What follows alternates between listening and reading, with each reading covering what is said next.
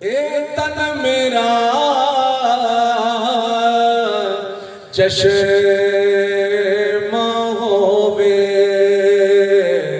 تے میں مرشد ویکھنا رجا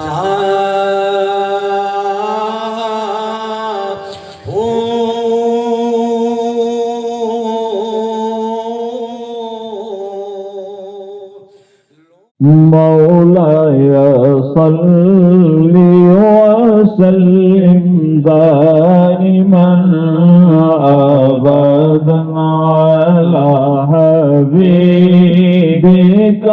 خير الخلق كلهم مولاي صل وسلم دائما أبدا على حبيبك خير الخلق كلهم محمد سيد الكونين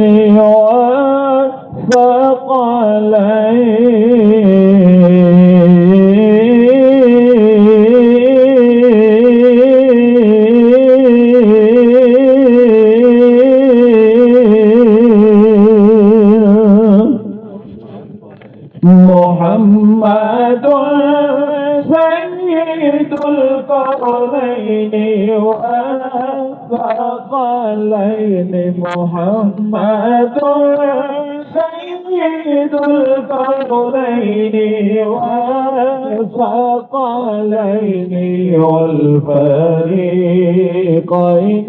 من قرب ومن عجم مولاي صل وسلم دائما أبدا على حبيبك خير الخلق كلهم هو الحبيب الذي ترجى شفاعته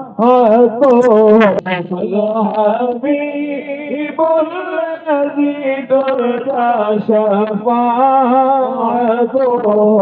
لكل حول من الأموال مقتهم مولاي صل وسلم دائما أبدا على حبيبك خير الخلق كلهم مولاي صل وسلم دائما أبدا على حبيبك خير الخلق كلهم يا رب بالمصطفى بلغ مقاصدنا يا رب بالمصطفى بلغ مقاصدنا يا رب بالمصطفى بلغ مقاصدنا واغفر لنا واغفر لنا واغفر لنا ما مضى يا واسع الكرم مولاي صل وسلم دائما أبدا على حبيبك خير الخلق كلهم مولاي صل وسلم دائما أبدا على حبيبك خير الخلق كلهم محمد سيد الكونين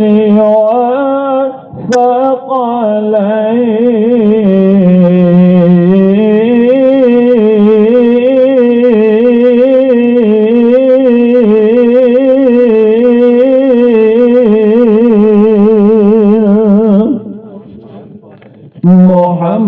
محمد سيد القرنين والثقلين محمد سيد القرنين والثقلين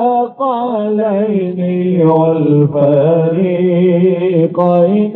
من قرب ومن عجم مولاي صل وسلم دائما أبدا على حبيبك خير الخلق كلهم هو الحبيب الذي ترجى شفاعته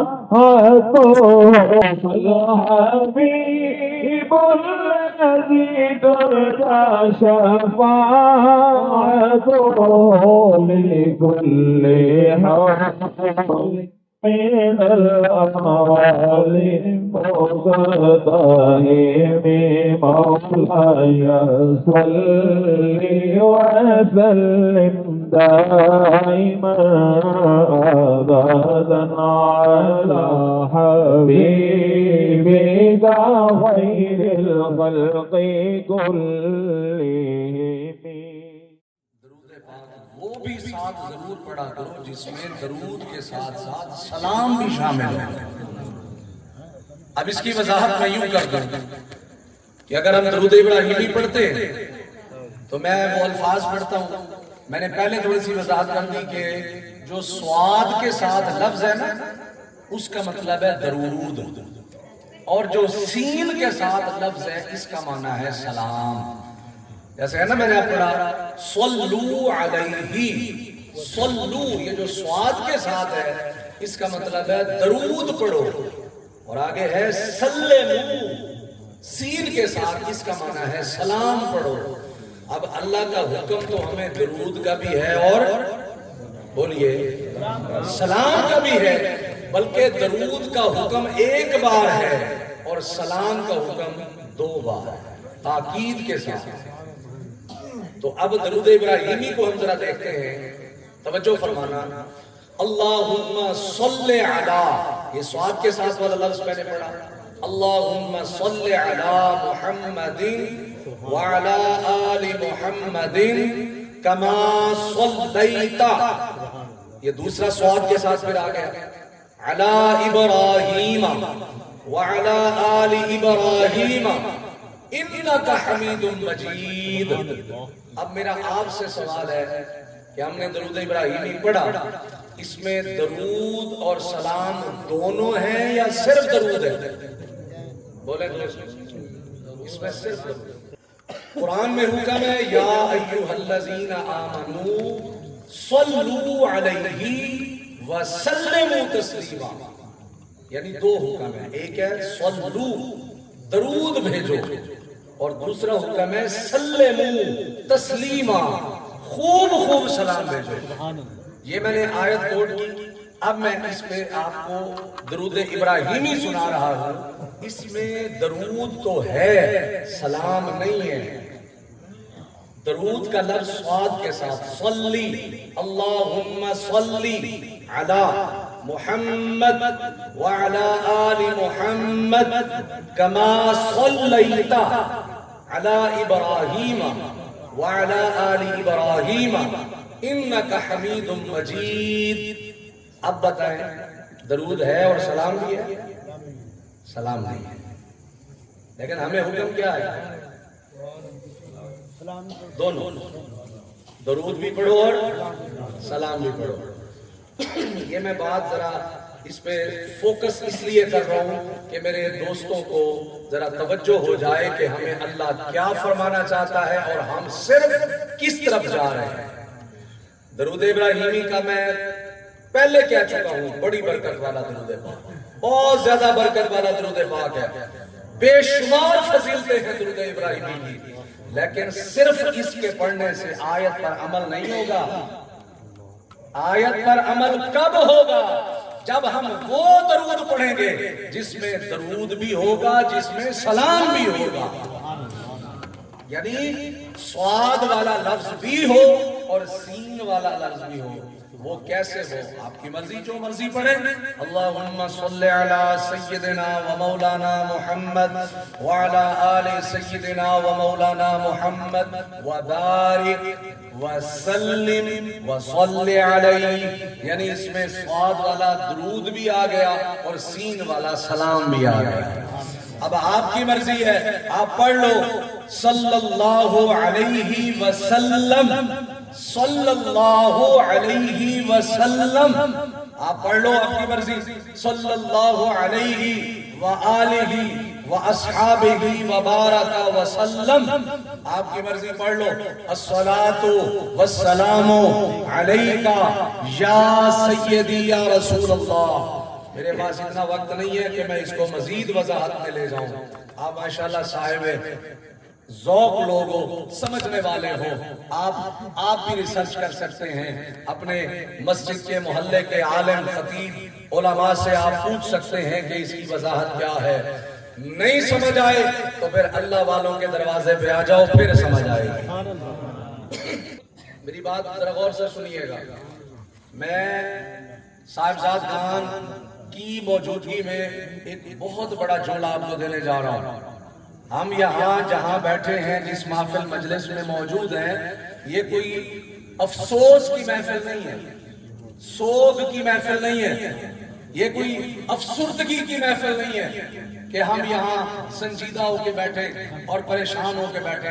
اچھا مجھے بتائیں، یہ ہمارے پیر و مرشد قبلہ پیر سید محمد ڈاکٹر محمد نسیم شاہ صاحب بخاری ہاشمی رحمت اللہ علیہ کا یہ ہم کیا منا رہے ہیں؟ سارے بولو یار، جو مرید ہیں وہ تو بولے. ہم کیا منا رہے ہیں؟ عرس. اب اگر کوئی صاحب لغت بیٹھا ہے، اگر کوئی عربک ڈکشنری جانتا ہے، اگر اسے پتا ہے کہ عرس کا معنی کیا ہے، سمجھ آ جائے گی کہ عرس کیا ہوتا ہے، عرس کا مطلب کیا ہوتا ہے، اور ہم یہاں کیوں بیٹھے ہیں. اے اللہ کے بندو، عرس کا معنی شادی ہوتا ہے. عرس کا کیا معنی ہوتا ہے؟ بولتے نہیں آپ. اب شادی کیا ہے؟ آپ سمجھتے ہو نا، شادی ایک خوشی ہے. لیکن یہ جو عرس ہے نا، یہاں بھی کئی لفظ لکھا ہوگا عرس. یہ دیکھیں، سالانہ عرس مبارک. عرس کیا ہے؟ جب توجہ فرمانا، جب بندہ قبر میں چلا جاتا ہے، جب ہم کسی میت کو قبر میں رکھ دیتے ہیں، قبر میں رکھ کے اس کو واپس آتے ہیں، یہاں یہ بھی بتاتا جاؤ وہ مر نہیں جاتا، وہ ختم نہیں ہو جاتا. اگر ختم ہو جاتا تو ہم یہاں عرس منانے کیوں آتے ہیں؟ جو قبر میں جاتا ہے وہ مرتا نہیں ہے، وہ ختم نہیں ہوتا. بلکہ اللہ کے نبی علیہ السلام فرماتے ہیں اولیاء اللہ لا یموتون بل ہم ینتقلون من دار الى دار او کما قال علیہ الصلوۃ والسلام. میرے آقا کریم صلی اللہ علیہ وآلہ وسلم نے فرمایا، آپ نے فرمایا کہ بندہ خاص طور پہ جو اللہ کا ولی ہوتا ہے نا، اولیاء اللہ، جو اللہ کے ولی ہوتے ہیں، لا یموتون، وہ مرتے نہیں ہیں. وہ کیا کرتے ہیں؟ بل ہم ینتقلون من دار الی دار، بلکہ وہ کیا کرتے ہیں؟ وہ ایک گھر سے دوسرے گھر تشریف لے جاتے ہیں. ایک اور حدیث پاک سنو، میرے آقا علیہ السلام نے فرمایا، آقا فرماتے ہیں الموت جسر، موت ایک جسر ہے، پل ہے. موت کیا ہے؟ پل. یوصل الحبیب الی الحبیب. ہم عرس میں آئے ہوئے ہیں، ہم کسی غم کی محفل میں نہیں آئے ہوئے. پریشان ہو کے نہ بیٹھو، خوش ہو کے بیٹھو، اپنے مرشد سے تعلق جوڑ کے بیٹھو. خدا کی قسم میرا ایمان ہے، جو اپنے مرشد سے لو لگاتا ہے پھر وہ خالی جھولی واپس نہیں جاتا. اگر خالی جھولی آتا ہے تو مرشد اللہ سے اس کی دامان بھر کے دیتے ہیں. میرے آقا فرماتے ہیں الموت جسر، موت ایک پل ہے. یار یہ سامنے ہمارے نہر چل رہا ہے، پل کس لیے ہوتا ہے؟ برج کس لیے ہوتا ہے؟ گزرنے کے لیے۔ ہم اس کنارے تھے، ہم نے اس کنارے جانا تھا، ہم نے کیا یوز کیا؟ پل۔ پل سے ہم نے کراس کیا، دوسری سائیڈ چلے گئے، کیا ہم مر گئے؟ بھائی ایک کنارے کھڑے تھے، توجہ فرمائیں، ہم ایک کنارے کھڑے تھے، پل کے ذریعے ہم دوسری طرف چلے گئے، کیا ہم مر گئے؟ اللہ کے نبی فرماتے ہیں موت جس کو آتی ہے نا، وہ سمجھ لو ایک پل کے ذریعے ایک طرف سے دوسری طرف چلا گیا، وہ مرا تو نہیں ہے نا۔ یہ میں بیان کر رہا ہوں صرف عام لوگوں کی موت، اللہ کے ولی کی موت تو پھر اور ہے۔ اللہ کے ولی کا تو مقام ہی کچھ اور ہے۔ پھر اللہ کے ولیوں کے پاس تو اسرائیل آتا ہے نا جب، پھر وہ آ کے پوچھتا ہے سائیں مرنا ہے کہ نہیں مرنا؟ ہاں جی موڈ ہے مرنا کہ نہیں؟ کیا بات، یہ میں جملے نہیں بول رہا، حدیث کا مفہوم بیان کر رہا ہوں۔ حضور فرماتے ہیں جب فرشتہ ملک الموت کسی اللہ کے ولی کے پاس جاتا ہے، وہاں جا کے پہلے اجازت مانگتا ہے، سونے دل ہے، اگر موڈ ہے تو روح قبض کر لیں، نہیں تو پھر نہیں۔ اللہ، اس کی ذرا مثال بخاری شریف سے نہ دے دوں، وہ مثال آپ نے سنی ہوگی۔ میرے آقا علیہ السلام فرماتے ہیں جناب اسرائیل علیہ السلام حضرت موسیٰ علیہ السلام کے پاس آئے اور آ کے کہتے ہیں جی میں آپ کی روح قبض کرنے آیا۔ میں مرشد کی زیارت بھی کریں اور توجہ میرے الفاظ پہ کریں، یہ جو میں الفاظ بول رہا ہوں، میں ایک چھوٹا سا طالب علم ہوں، میں اپنے پیر و مرشد غزالی زمان راضی دوران سید احمد سید کاظمی شاہ صاحب رحمت اللہ تعالی علیہ کے گلشن سے فیض یافتہ ہوں، اور میری خوش نصیبی ہے کہ میں قبلہ پیر و مرشد محترم المقام عزت مآب ڈاکٹر محمد نسیم شاہ صاحب بخاری رحمت اللہ علیہ کی زیارت کئی بار کر چکا ہوں، اور آپ اتنے کریم تھے، میرے پاس الفاظ نہیں ہیں، آپ خود سمجھتے ہیں کہ وہ کتنے کریم تھے، کتنے محبت والے تھے، اور کتنا علماء کا بڑی محبت رکھا کرتے تھے۔ بہرحال اپنے پیر و مرشد کی زیارت کریں، دل میں رکھیں کہ ہم انڈائریکٹلی اپنے پیر و مرشد سید نسیم شاہ صاحب کی زیارت کر رہے ہیں۔ میرے پیر و مرشد کیا فرماتے ہیں؟ توجہ، میرے پیر و مرشد فرماتے ہیں مرید جتنا بھی نکما ہو، شرط یہ ہے کہ بے دین نہ ہو، عمل میں کوتاہی کبھی کبھار اگر ہو جائے تو ہمیں کوشش کرنی چاہیے کہ ہم عمل پہ پختگی اختیار کریں۔ یہ ابھی ریسنٹلی ایک وہ مقدس مہینہ ہم سے رواں دواں ہوا، ہم سے الوداع کہہ گیا، جو مہینہ جس میں وہ لوگ بھی عبادت کرتے ہیں جو پورا سال نہیں کرتے ہیں کہ عبادت کے نہیں، نماز پڑھتے ہیں کہ نہیں، روزہ رکھتے ہیں کہ نہیں، قرآن کی زیارت تلاوت کرتے ہیں یا نہیں، کرتے ہیں نا، لیکن جیسے ہی الحمدللہ عید پڑھتے ہیں پھر وہی روٹین پرانی، اور جگہ جگہ شعر پڑھے جاتے ہیں الوداع الوداع ماہ رمضان، چل بھائی گڈ بائے رمضان، جاؤ اللہ حافظ۔ کیوں بھائی؟ رمضان المبارک گڈ بائے کہنے کے لیے نہیں آتا، رمضان المبارک الوداع کرنے کے لیے نہیں آتا، رمضان المبارک ہمیں ایک پیغام دینے کے لیے آتا ہے۔ رمضان المبارک کہتا ہے کہ جس طرح تم نے اس مہینے کے اندر قرآن بھی پابندی سے پڑھا، رات کو تراویح بھی پابندی سے پڑھی سنی، قرآن کی تلاوت سنی، اور تم نے روزہ رکھا، تم نے پابندی سے نماز پڑھی، تم نے صلاۃ اللیل پڑھی، تم نے تہجد پڑھی، اور خدا کے بندو جس طرح اب تم نے توجہ کے ساتھ اور بڑی استقامت کے ساتھ تم نے یہ عمل کیے ہیں نا، صرف روزہ نہیں ہے نا، باقی دنوں میں روزہ نہیں ہے، تراویح نہیں ہے، صلاۃ اللیل تو ہے، صلاۃ التہجد تو ہے، صلاۃ التسبیح تو ہے، نوافل تو ہے نا، نماز پنجگانہ تو ہے۔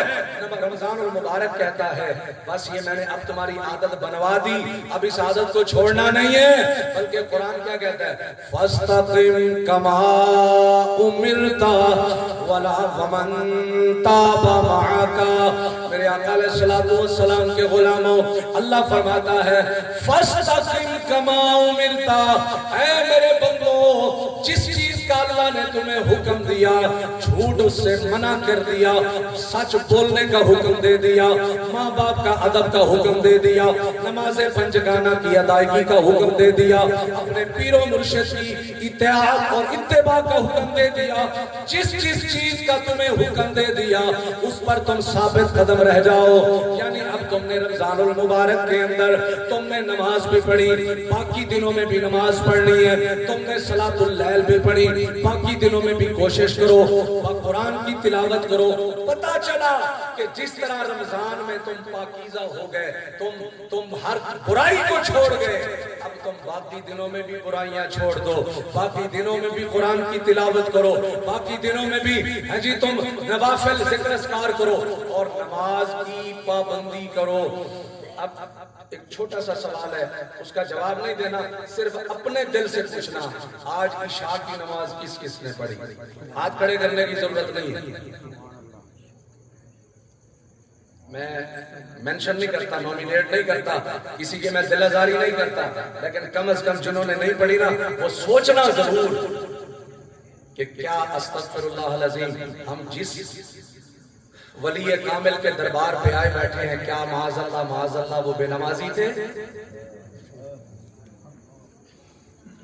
इतनी सी बात है। हम अपने पीर से कितने बेवफा हो गए, और भाई हम अपने मुर्शिद के उर्स पे आ गए और कभी हमने अपने मुर्शिद वाला अमल ही नहीं किया, हमने अपने मुर्शिद वाली शक्ल ही नहीं बनाई, हमने अपने मुर्शिद वाला तौर तरीका ही छोड़ दिया।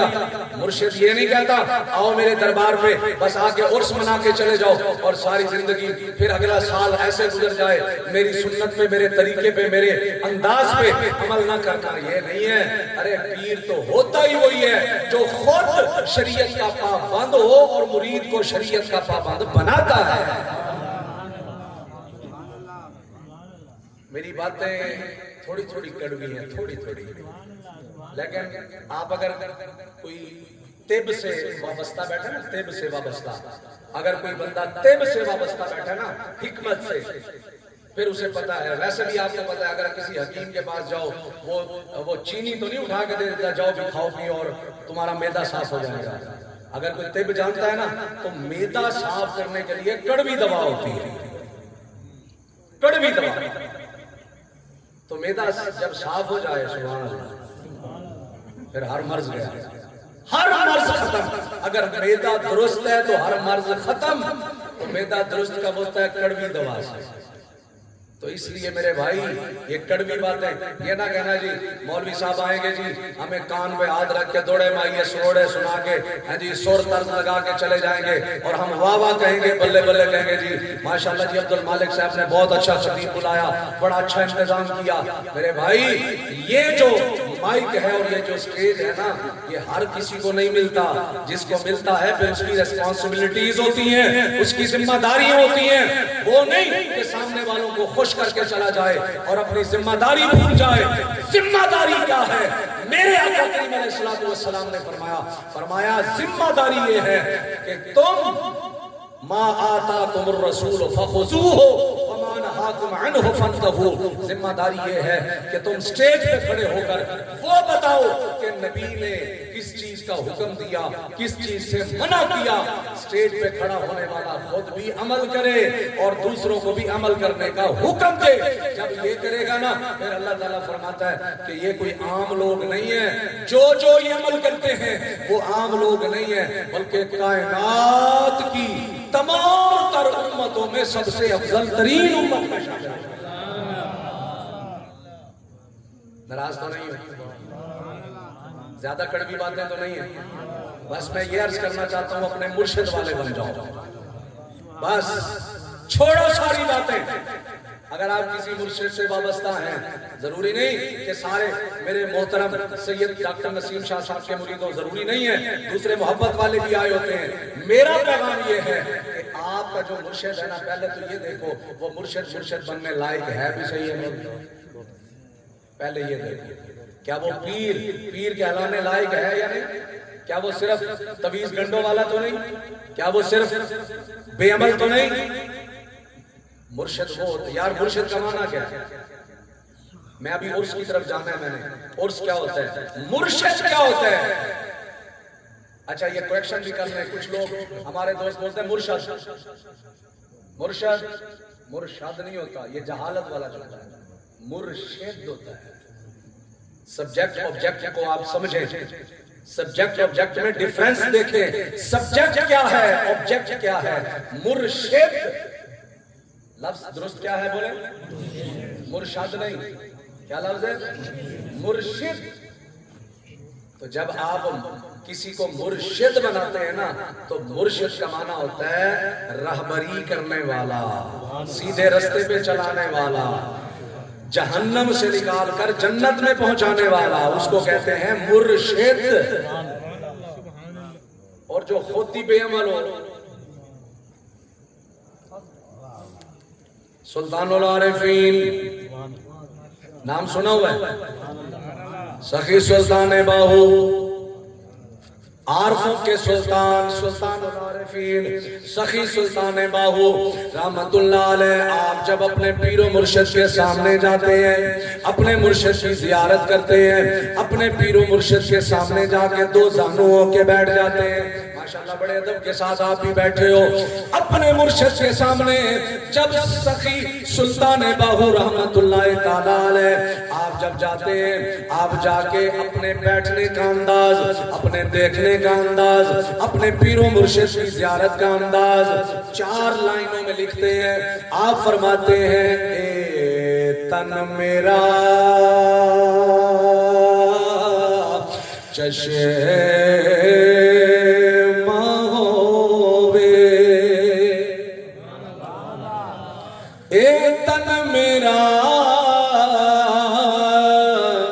چشم ہووے تے میں مرشد ویکھنا رجا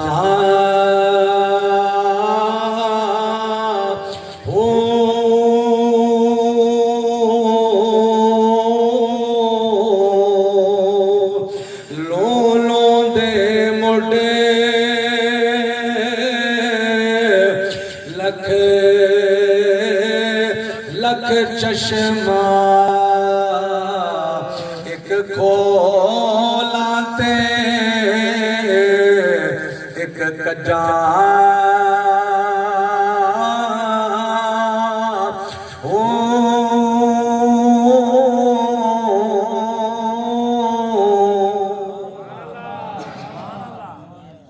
ابھی آپ کو اس کی سمجھ نہیں آئے گی، میں یہ پورا رباعی سنانے کے بعد اس کا مفہوم اور ترجمہ بیان کرتا ہوں۔ آپ فرماتے ہیں لولوں دے مڈے لکھ لکھ چشمہ ایک کھولاتے ایک کجا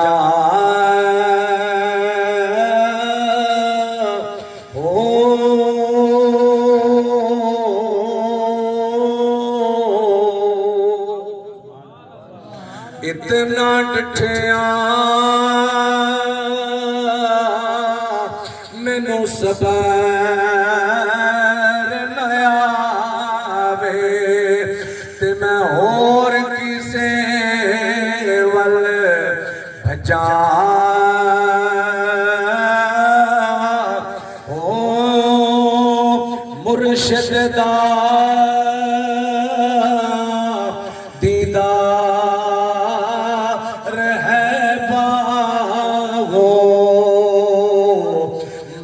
لکھ کروڑا ہزار ہو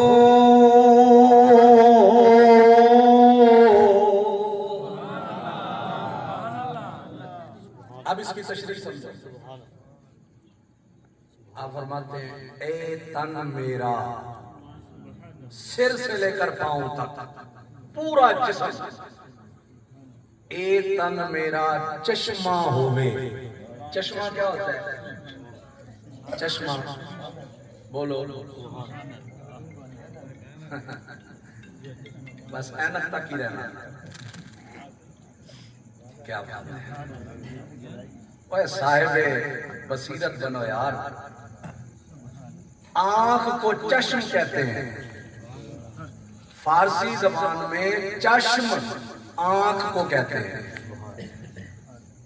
وہ ایک جملہ ہم پڑھتے ہیں نا، چشم ماں روشن دل ماں شاد، ہم نے مرشد کو دیکھا چشم ماں روشن جو ہماری آنکھوں کی روشنی ہے، دل ماں شاد جو ہمارے دل کی خوشی ہے۔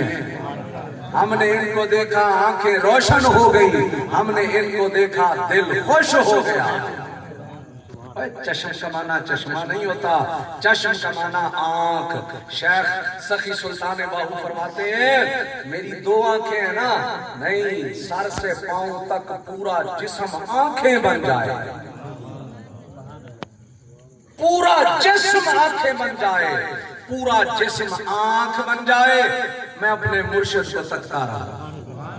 اے تن میرا چشمہ ہوئے میں مرشد ویکھنا رجا ہوں، مطلب پورا جسم آنکھیں آنکھیں بن جائیں، پھر بھی میں رجتا نہیں، میں دل میرا بھرتا نہیں، میرا دل کہتا ہے میں پھر دیکھوں اپنے مرشد کو۔ اگلا جملہ سنو، لوں لوں دے مڈ لکھ لکھ چشمہ۔ لوں لوں سمجھتے ہو نا، جسم پہ جو بال ہے، لوں لوں بال بال، ہر ہر بال کی جڑ ایک نہیں لاکھ لاکھ آنکھیں بن جائیں، ایک کھولا تے ایک کجا ہوں، بس ایک بند کرتا رہوں اور دوسری کھولتا رہوں، مرشد کو دیکھتا رہوں۔ وہ کہتے ہیں اتنا دیکھو مرشد کو، اتنی زیارت کرو، اس کے باوجود بھی میں رجدہ نہیں، میرا دل بھرتا نہیں، میرا دل کرتا ہے میں بھاگ جاؤں، پر جاؤں تو کس کے پاس جاؤں؟ کون میرا مسیحا بنے، کون میرا علاج کرے، میں کس کے پاس جاؤں؟ آگے آخری جملے میں انہوں نے بات ہی ختم کر دی۔ آپ فرماتے ہیں مرشد دا دیدار ہے باہو، میں نو لکھ کروڑا حجاں ہوں۔ تو وہ مرشد کون سا مرشد ہے؟ جو صرف تویز گنڈے والا مرشد ہے وہی؟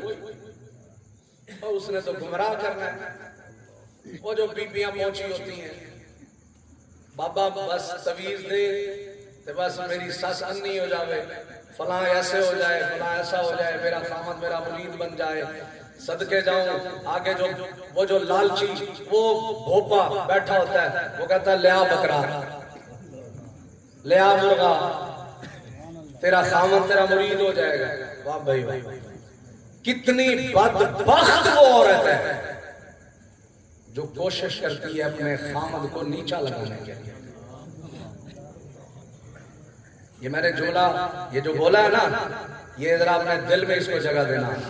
دنیا کی بدبخت ترین وہ عورت ہے جو کوشش کرتی ہے میرا بندہ میرے نیچے لگ جائے۔ گھر میں توجہ، گھر میں مرد بادشاہ ہوتا ہے اور عورت اس کی ملکہ ہوتی ہے، ایسے ہے کیا؟ اللہ ہر کسی کے گھر میں یہی ماحول بنائے، مرد بادشاہ ہوتا ہے اور عورت شہزادی ہوتی ہے، ملکہ ہوتی ہے، اور ملکہ وہ کس کی ملکہ ہے؟ بادشاہ کی، اور وہ کوشش کرتی ہے کہ میں نوکر کی ملکہ بن جاؤں۔ یہ جملہ سمجھا نہیں آپ لوگوں نے؟ وہ پیروں کے پاس بھاگتی ہے، بابا تویز دے، میرا خامد آگے مجھ سے نہ بولے، میرے آگے نہ زبان چلائے، بس وہ میں جیسے بولتی جاؤں بدھو بن کے میرے پیچھے ایسے دم ہلاتا بھی رہے۔ کیوں بھائی؟ اور تیرا وہ شہزادہ ہے، تیرا بادشاہ ہے، تو اس کی ملکہ ہے، اگر تو اس کو نوکر بنائے گی تو نوکر کی ملکہ بنے گی۔ اب آئیے ذرا میں عرس کی طرف آتا ہوں۔ عرس، ہم عرس کی محفل میں بیٹھے ہیں۔ عرس کسی پریشانی کی محفل کو نہیں کہتے، غم کی محفل کو نہیں کہتے، عرس کہتے ہیں خوشی کی محفل کو۔ آج دیکھو نا، ہمارا ایمان ہے نا، ہمارے پیر و مرشد اس وقت بھی ہمیں دیکھ بھی رہے ہیں اور اللہ سے ملاقاتیں بھی فرما رہے ہیں، ہمیں ملاحظہ بھی فرما رہے ہیں، ہمیں دیکھ بھی رہے ہیں اور ہمیں فیض بھی عطا فرما رہے ہیں۔ اور ہمارے پیر و مرشد کا عرس ہے، یعنی ان کی شادی ہے، خوشی کا دن ہے۔ جب بندہ قبر میں جاتا ہے نا تو فرشتے آگے سوال کرتے ہیں۔ کتنے سوال ہوتے ہیں؟ 3 سوال۔ پہلا کون سا ہوتا ہے؟ من ربک، تیرا رب کون ہے؟ دوسرا سوال کیا ہوتا ہے؟ من نہیں، ما دینوں کا، تیرا دین کیا؟ تیسرا سوال کیا ہوتا ہے؟ تیسرا سوال کیا ہوتا ہے؟ یہ تھوڑا اوکھا سوال ہے، پر اگر پاس ہو جائے تو پھر جنت ہی جنت ہے۔ اصل سوال یہ ہے، وہ سوال کیا ہے؟ بندہ مرا پاکستان میں، بندہ مرا ہندوستان میں، کہیں بھی مرا، اس کی قبر کے اندر فرشتے سونے نبی کی زیارت کرواتے ہیں، جس کے بارے میں اعلیٰ حضرت فرماتے ہیں فرشتوں ہٹ جاؤ، میں مر کے پہنچا ہوں یہاں اس دل ربا کے واسطے۔ پیارے نبی اس کی قبر میں تشریف لے آتے ہیں۔ 2 قول ہے، ایک قول ہے کہ حضور ہر قبر میں تشریف لے آتے ہیں، چاہے وہ قبر مسلمان کی ہو چاہے قبر کافر کی ہو، دنیا کے اندر جہاں گئی۔ اب آپ مجھے بتاؤ، ہم سنتے ہیں ایک دن میں اپنے محلے میں 4 اعلان سنتے ہیں، اور پھر پورے ملتان میں کتنے فوت ہوتے ہیں، پوری دنیا میں کتنے فوت ہوتے ہیں، کوئی اندازہ نہیں ہے۔ جتنی فوتیاں اموات ہوتی ہیں، ہر قبر میں یہ سوال ہوتا ہے، اور ہر قبر میں حضور تشریف لاتے ہیں۔ سوال کیا ہوتا ہے؟ سونے نبی کی سونی شکل دکھائی جاتی ہے، حضور تشریف فرما ہوتے ہیں، اور فرشتے پوچھتے ہیں ما کنتا تقول فی ھذا الرجل، وہ قبر والے بتا تو اپنی زندگی میں اس سونی شخصیت کے بارے میں کیا عقیدہ رکھتا تھا، ان کے بارے میں تیرا عقیدہ کیا تھا؟ بس جب یہ سوال ہوتا ہے نا، بس وہ جب جواب دیتا ہے وہ کہتا ہے ہٹ جاؤ، میں تو پہنچا ہی اس دلربا کے واسطے ہوں۔ اب وہ جو میں نقطہ بیان کرنا چاہتا ہوں، پھر وہ فرشتے پتہ کیا کہتے ہیں؟ نم، سو جا، کا نومت العروس، جیسے دلہن نہیں سو جاتی اپنے بستر پہ، ایسے تو بھی سو جا۔ اب قیامت تک کوئی تجھے ڈسٹرب نہیں کرے گا، بس جنت کا دروازہ کھول دیا جائے گا، تو جان جنتی نعمتیں جانے، تو جان تیرا رب جانے۔ پیارے بھائیوں، آج ہم اسی محفل میں بیٹھے ہیں، جو میں نے آیت پڑھی اس کا ترجمہ سنو، اس کے بعد آپ کی جان چھوڑتا ہوں۔ آیت میں نے پڑھی الا ان اولیاء اللہ لا خوف علیہم ولا هم يحزنون۔ اللہ فرماتا ہے الا، خبردار، ان بے شک اولیاء اللہ، جو اللہ کے ولی ہیں، جو اللہ کے اولیاء ہیں۔ اب اولیاء ولی کس کو کہتے ہیں؟ الولی فی اللغت المحب المحبوب الممد الناصر الولی القریب، بے شمار معنی ہے۔ یعنی اس ولی کا معنی مددگار بھی ہوتا ہے، اس ولی کا معنی دوست بھی ہوتا ہے، اس ولی کا معنی محبت کرنے والا بھی ہوتا ہے، اس ولی کا معنی آقا بھی ہوتا ہے، اس ولی کا معنی مالک بھی ہوتا ہے، اس ولی کا معنی قریب بھی ہوتا ہے۔ کیا مطلب؟ یہ جو ولی ہوتے ہیں یہ اللہ کے قریب ہوتے ہیں اور اپنے مریدوں کے مددگار ہوتے ہیں۔ اللہ فرماتا ہے بے شک خبردار، یہ جو اللہ کے ولی ہیں، لا خوف علیہم، ان پر کوئی خوف نہیں ہے، ولا هم يحزنون، نہ ہی یہ قیامت کے دن غمگین ہوں گے۔ ترجمہ توجہ سے سنو، الذین آمنوا وکانوا یتقون، ولی ہوتا کون سا ہے، اس کی نشانی کیا ہے؟ ہم تو کہتے ہیں نا فلاں ولی فلاں ولی، اللہ قرآن میں فرماتا ہے ولی کس کو کہتے ہیں؟ آؤ میں تمہیں بتاؤں، الذین آمنوا، پہلی شرط ہے وہ مومن بھی ہو۔ ولی کی پہلی شرط کیا ہے؟ مومن۔ اور دوسری شرط وَكَانُوا يَتَّقُونَ، وہ تقوی اور پرہیزگاری پر قائم ہو۔ ان دو نشانیوں کے پائے جانے پر بندہ ولی بن جاتا ہے۔ پھر جب اس کے اندر ایمان بھی ہو اور تقوی بھی ہو، پھر اللہ کیا فرماتا ہے؟ آئے لَهُمُ الْبُشْرَى فِي الْحَيَاةِ الدُّنْيَا وَفِي الْآخِرَةِ، اللہ فرماتا ہے ان کے لیے دنیا میں بھی بشارتیں ہیں اور آخرت میں بھی بشارتیں ہیں۔ اللہ تعالیٰ مجھے اور آپ کو عمل کی توفیق دے۔ اگر کوئی بات کسی کو ناگوار گزری ہو تو میں معذرت نہیں کروں گا، بلکہ آپ کو سوچنے پر مجبور کروں گا کہ میں نے غلط کہا یا درست کہا۔ اگر درست کہا تو پھر آپ کو تسلیم کرنا پڑے گا، اگر غلط کہا تو پھر بھی آپ کی اصلاح ہونی چاہیے۔ الحمدللہ میں ایک ولی کے دربار پہ کھڑا ہو کر میں نے جو اپنے اساتذہ کرام سے قرآن و حدیث سے پڑھا اسی کا مفہوم بیان کیا۔ میں اللہ سے دعا کرتا ہوں ان بزرگان دین، یہ جو سجادگان صاحبزادگان تشریف فرما ہے، ان کے توسط اور وساطت سے اللہ مجھے اور آپ کو عمل کی توفیق دے۔ آمین۔ وما علیہ الا البلاغ المبین۔